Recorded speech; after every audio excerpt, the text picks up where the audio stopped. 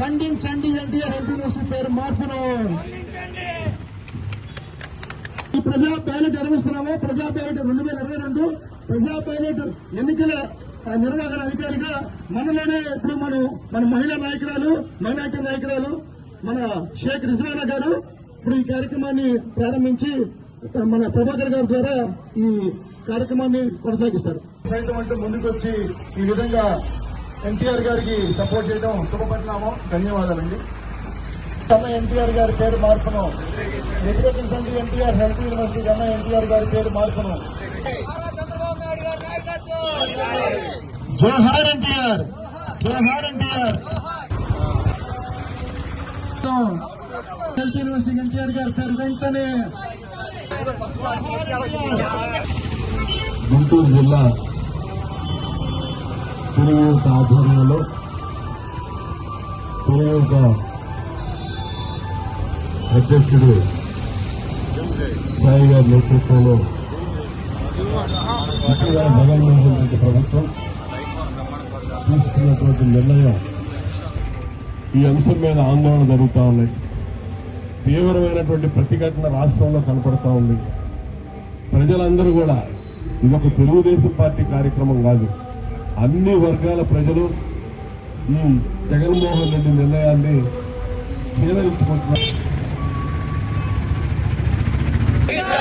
తప్పు అన్న ఎన్టీఆర్ గారి పేరు మార్చడం, తప్పు అన్న ఎన్టీఆర్ గారి పేరు మార్చడం వ్యతిరేకించండి. జోహార్ ఎన్టీఆర్, జోహార్ ఎన్టీఆర్, జోహార్ ఎన్టీఆర్. గుంటూరు జిల్లా పులియూత ఆధ్వర్యంలో పులియూత అధ్యక్షుడు సాయి గారి నేతృత్వంలో ముఖ్యంగా జగన్మోహన్ రెడ్డి ప్రభుత్వం తీసుకున్నటువంటి నిర్ణయం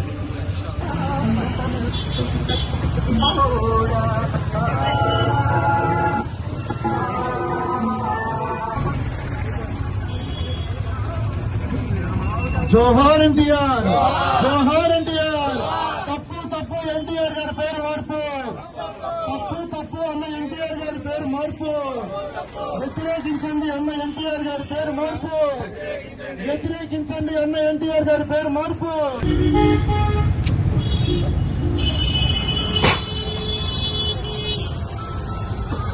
జోహార్ అన్న ఎన్టీఆర్, జోహార్ అన్న ఎన్టీఆర్, జోహార్ అన్న ఎన్టీఆర్.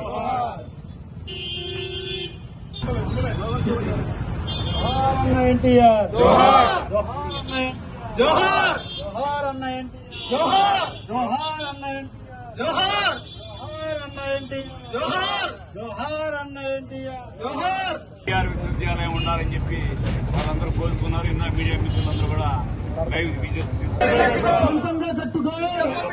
జోహార్ ఎన్టీఆర్.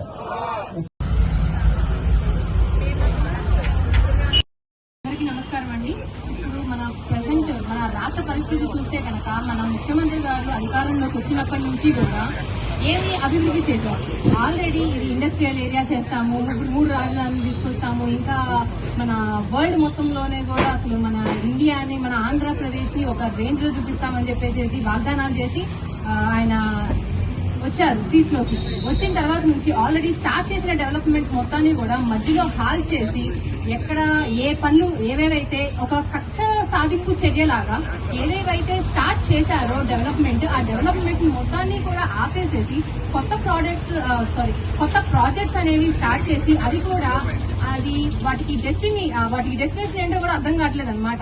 అసలు ఒక ఫైనల్ అవుట్పుట్ లేకుండా ఏదో ఒక పథకాలు పెడతారు. ఆ పథకాలకి మళ్ళీ అన్నిట్లో ఏంటంటే ఒక మధ్యలో అన్నిటికీ ఏంటంటే చిట్కాలు లాగా అనమాట. వీళ్ళకి ఈ పథకాలు పెట్టాము, ఈ పథకాలకి ఒక క్రైటీరియా, ప్రతి ఒక్కటి ఈ క్రైటీరియా అవ్వకపోతే కనుక వాళ్ళకి ఈ పథకాలు రావు. మీరు పథకాలు పెట్టడం ఎందుకు, అందరికీ ఉపయోగంలోకి రావాలని పథకాలు పెడతారు. మళ్ళీ వాటికి ఒక 100 క్రైటీరియాలు పెట్టి మీరు దీనికి క్వాలిఫై అవ్వలేదు, సో మీరు దీనికి ఎలిజిబుల్ కాదు అని చెప్పేసి మీరు తీసేసేయడానికి మరి అసలు ప్రవేశపెట్టడం ఎందుకు? ఎవరికి ఏది ఒక పూర్తిగా వాళ్ళకి ఉపయోగపడకుండా మీరు ఇన్ని పథకాలు పెట్టి డబ్బులు దండగా చేయడం తప్ప ఇక్కడ మాకు కనిపించే అభివృద్ధి అయితే ఎక్కడా కూడా ఏం కనిపించట్లేదు. ఎవరిని చూసినా కూడా మాకు కొంచెం న్యాయం చేయండి, మాకు సహాయం చేయండి అనే వాళ్ళే తప్ప, లేదు మాకు ఈ పథకాల వల్ల మాకు అభివృద్ధి జరిగింది అన్న వాళ్ళే ఎక్కడా కూడా కనిపించట్లేదు. అండ్ ఇవన్నీ మన రాష్ట్రం పరిస్థితి ఇలా ఉంటే కనుక ఇప్పుడు స్టూడెంట్స్ ని కూడా మీరు ఈ దీంట్లోకి లాగేసేసారు. స్టూడెంట్స్ ఫ్యూచర్ ని, వాళ్ళ కెరీర్ ని మొత్తాన్ని కూడా స్టాప్ లో పెట్టి వాళ్ళని వాళ్ళ ఫ్యూచర్ ఏంటో కూడా వాళ్ళకి అర్థం కాకుండా రిస్క్ జోన్ లోకి అనేది వాళ్ళని మీరు డ్రాగ్ చేస్తున్నారు. ఇది స్టూడెంట్స్ ఫ్యూచర్ అనేది చాలా సెన్సిటివ్ ఇష్యూ. అలాంటి సెన్సిటివ్ ఇష్యూతో కూడా మీరు ముందు ఆలోచన లేకుండా ఇలాగా మీకు నచ్చినట్టుగా మీరు నిర్ణయాలు తీసుకుంటున్నారు అంటే కనుక మీరు వాళ్ళ ఫ్యూచర్ గురితో ఎలాంటి ఆటలు ఆడుకుంటున్నారో మీరే ఒకసారి ఆలోచించండి. ప్రతి ఒక్కరు కూడా, రాష్ట్రంలో ఉన్న ప్రతి ఒక్కరు కూడా చూస్తున్నారు. అసలు మీ ఇంట్లో ప్రతి ఒక్కరు కూడా ఉన్నారు. ఇది ఒక స్టార్టింగే అనమాట. ఇవన్నీ ఒకటి అయితే ఇప్పుడు స్టూడెంట్స్ వాళ్ళ ఫ్యూచర్ జోలికి వచ్చారు. ఇది ఒక స్టార్టింగ్. తర్వాత ఇంకా వాళ్ళ కెరీర్ తో ఎలా ఎన్ని జరగబోతున్నాయో ఒకసారి మీరే ఊహించుకోండి. మీ పిల్లల భవిష్యత్తు గురించి ఆలోచించండి. అండ్ ఏదైతే ఈయన ఎన్టీఆర్ గారు మన అందరి కోసం ఎంతో చేశారు, అందుకని ఆయన సొంతగా ఆయన పేరు పెట్టుకోలేదు. అందరూ ఆయన జ్ఞాపకార్థంగా పెట్టుకున్న పేరుని మీరు ఇప్పుడు వచ్చి మీ పేరు మారుస్తాము అంటే గనక అది ఎంతవరకు కరెక్ట్ అంటారు?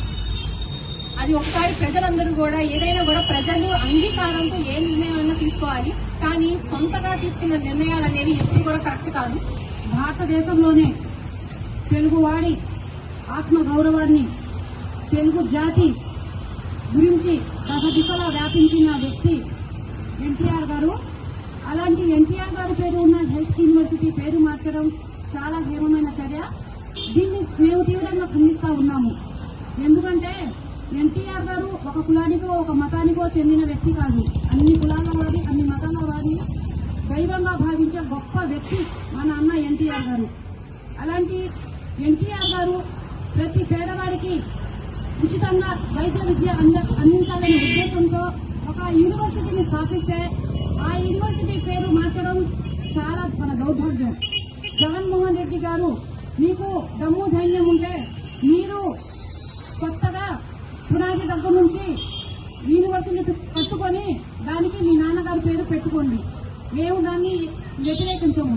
కాకపోతే మంత్రులు మారినప్పుడల్లా పేర్లు మార్చుకుంటా పోరు. అలా పేరు మార్చుకుంటూ పోతూ మీరు ప్రతి దాన్ని ఇట్లా ఏదో ఒకటి ఇష్యూ చేస్తా ఉన్నారు. మీరు ఈ 3 సంవత్సరాల కాలంలో ఏదైనా అభివృద్ధి చేశారా? ఉన్న వాటికి పేర్లు మార్చుకోవడం, రంగులేసుకోవడం, దాన్ని మేము చేశామని గొప్పగా చెప్పుకోవడం. అంతేకాని మీకు అప్పుల్లో నెంబర్ 1 స్థానంలో నుంచోబెట్టారు మన రాష్ట్రాన్ని. అంతేకాని అభివృద్ధిలో మాత్రం లాస్ట్ స్థానానికి పడేశారు. మీరు ఇప్పటికైనా కళ్ళు తెరిచి మన అభివృద్ధి చేసి మన రాష్ట్రాన్ని గొప్ప స్థానంలో నిలబెట్టండి. అంతేకాని ఈ యూనివర్సిటీ పేరు మార్చి వైఎస్ఆర్ గారి పేరు పెడితే మేము ఒప్పుకోము.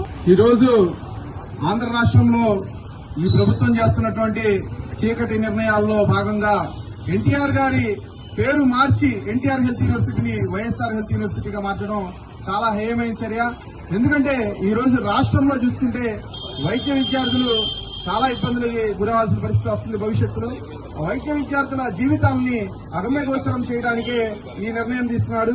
ఎందుకంటే గతంలో చూసుకుంటే చంద్రబాబు నాయుడు గారు ఉన్నప్పుడు విద్యార్థుల కోసం ఎన్నో పథకాలు ప్రకటించారు. ఎస్సీ, ఎస్టీ, బీసీ, మైనార్టీలు అభివృద్ధి కోసం విదేశీ విద్యను ప్రకటించారు. ఈ రోజు విదేశీ విద్య రాజ్యాంగ నిర్మాత పేరు తీసేసి ఆయన మార్చిన విధానంగానే యూనివర్సిటీ పేరు కూడా మార్చాడు. ఇతను చేస్తున్న పనుల వల్ల రాబోయే తరాలన్నీ కూడా ఎంతో ఇబ్బందులు గురవుతారు. ఎందుకంటే ఎన్టీఆర్ గారు చేసినటువంటి ఆ రోజు కృషి ఎన్టీఆర్ హెల్త్ సైన్సెస్ 86లో స్థాపిస్తే చంద్రబాబు గారు దాన్ని ఎన్టీఆర్ హెల్త్ యూనివర్సిటీగా 98లో ఏర్పాటు చేశారు. ఈ రోజు మన ఎన్టీఆర్ హెల్త్ యూనివర్సిటీ ప్రపంచవ్యాప్తంగా ప్రఖ్యాతిగాంచింది. ఎక్కడైనా చదువుకొని వచ్చారా అంటే ఇండియాలోంచి ఎన్టీఆర్ హెల్త్ యూనివర్సిటీ అంటే అసలు కళ్ళు మూసుకొని వాళ్ళకి ఉద్యోగ అవకాశాలు ఇస్తారు విదేశాలలో.